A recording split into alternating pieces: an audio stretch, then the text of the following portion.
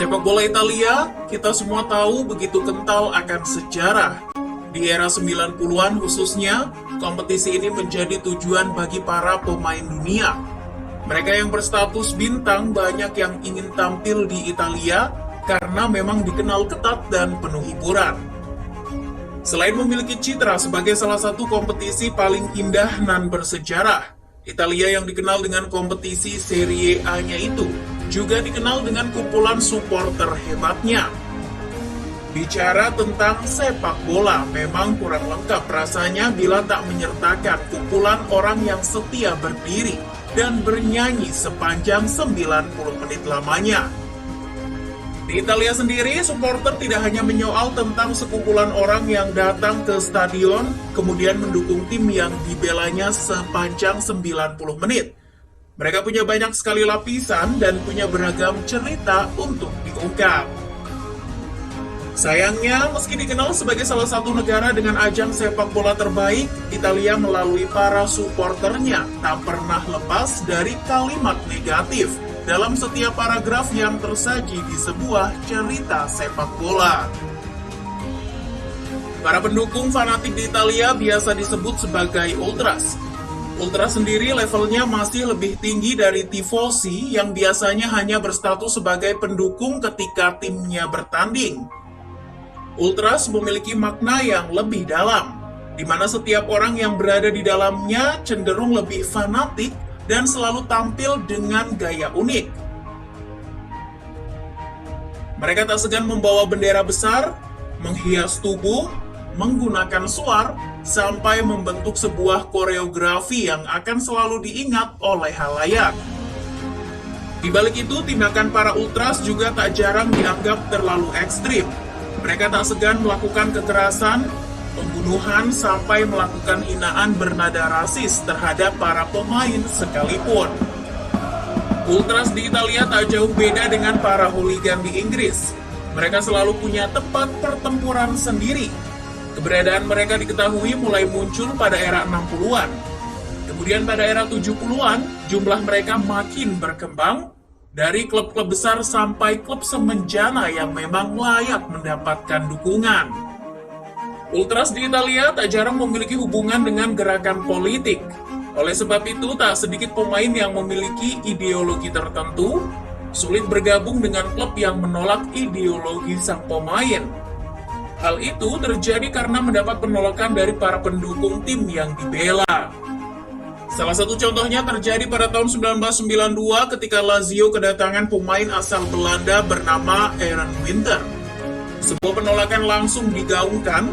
Aaron Winter yang merupakan pria keturunan Muslim sekaligus Yahudi mendapat penolakan dalam bentuk grafiti yang bertuliskan Winter Rose, sebuah gema dari kata-kata Juden Rose dari Nazi.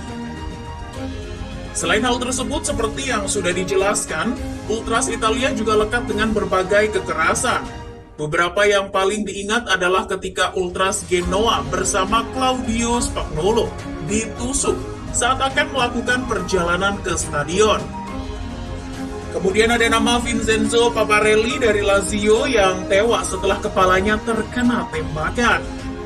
Yang tak kalah menghebohkan adalah ketika pada tahun 2004, sekelompok ultras Roma sampai menjadi penyebab dari batalnya sebuah pertandingan. Di laga derby melawan Lazio, muncul kabar bahwa ada seorang anak laki-laki yang terbunuh oleh polisi di luar stadion. Dua ultras paling berbahaya di Italia itu lalu menuntut penyelenggara untuk menghentikan pertandingan sebagai bentuk protes kepada polisi. Francesco Totti yang dikelilingi para ultras itu lalu berbicara kepada pelatih untuk menghentikan pertandingan, karena bila tidak, bukan tak mungkin bila pemain akan menjadi korbannya. Namun setelah pertandingan dihentikan, didapatkan sebuah fakta bahwa tidak ada anak kecil yang terbunuh. Ketika itu memang ada anak kecil yang ditutupi dengan kain putih. Akan tetapi, hal itu bertujuan agar sang bocah tidak terkena gas air mata yang dikeluarkan polisi untuk menghentikan kericuhan di luar stadion. Lalu pada tahun 2012 sempat terjadi sebuah insiden di mana para supporter Genoa meminta para pemain untuk menanggalkan baju mereka, usai kalah secara memalukan atas Siena dengan skor 0-4. Apa yang dilakukan para penggemar memang berdasar pada kecintaan mereka pada sebuah klub. Namun seringkali kecintaan mereka berujung pada sesuatu yang berbahaya. Tak jarang ada korban yang harus rela nyawanya melayang karena ulah berlebihan para supporter. Di Italia, para supporter juga tidak hanya berandil pada tindak kekerasan, kerusuhan, sampai rasisme. Namun mereka juga turut melenggang masuk ke dalam koridor yang pada akhirnya berujung pada keuntungan pribadi. Bisnis gelap yang biasanya dilakukan para ultras Italia adalah penjualan tiket musiman. Sebelum diselenggarakannya sebuah pertandingan, ultras tertentu biasanya berkumpul dalam sebuah markas dengan tujuan untuk mengumpulkan tiket dan dijual dengan harga yang tentunya lebih mahal. Biasanya ada beberapa ultras yang bertugas untuk berkeliling kota demi mendapat kartu identitas dan juga paspor orang-orang yang sama sekali tidak tertarik dengan sepak bola. Kartu tersebut kemudian diduplikasi dan digunakan untuk membeli setumpuk tiket musiman dari klub yang didukungnya. Diketahui hasil dari bisnis gelap tersebut mampu memberi keuntungan sekitar 1 juta euro atau setara 17 miliar rupiah setiap tahunnya. Salah satu orang ternama dari bisnis gelap ini adalah Raffaello Gucci. Pria yang ditemukan tewas di sebuah kolong jembatan ini merupakan orang yang begitu lihai dalam memainkan bisnis ini. Dia merupakan seorang penggemar berat Juventus.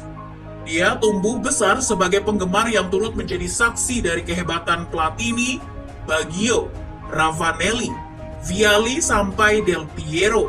Baginya, Juventus adalah sebuah obsesi. Dia sudah lama menjalankan bisnis ini sampai akhirnya ajal menjemput dengan penyelidikan polisi mengatakan kalau pria tersebut tewas karena bunuh diri. Dalam menjalankan berbagai misi, para ultras tidak berjalan sendiri. Mereka bekerja sama dengan kelompok mafia yang memang sudah terkenal kemahirannya dalam mengelabui pihak berwajib. Di Italia, sepak bola telah lama menjadi zona bebas tanpa hukum. Di dalam stadion, penjahat dan preman memiliki yurisdiksi penuh atas siapapun. Lebih jauh, hubungan antara ultras dan mafia ini sampai berujung pada pembelian pemain bintang hingga mendapatkan gelar juara. Semua pasti ingat ketika Diego Maradona hadir di Naples dengan sambutan luar biasa. Menurut kabar, para mafia meminta seluruh penggemar Napoli untuk mengumpulkan uang demi bisa mendatangkan sang superstar. Tak hanya mampu mendatangkan sang bintang, Napoli yang memang dikenal memiliki mafia paling berpengaruh di Italia juga berhasil membawa klub berlogo huruf M merebut Scudetto musim 1986-87 dan 1989-90. Meski Maradona berhasil catatkan sejarah bagi Napoli, pemain asal Argentina itu juga menerima imbas buruk dari hubungan baiknya dengan para mafia di sana. Maradona mulai mengenal narkotika hingga membuat karirnya hancur secara perlahan. Beberapa pentolan ultras Italia yang diketahui punya hubungan spesial dengan para mafia adalah Giancarlo Lombardi dari AC Milan, Fabrizio Pischitelli dari Lazio, serta Caravita Franco dari Inter Milan. Berbagai hal tersebut tampaknya akan selalu lekat dengan sepak bola Italia.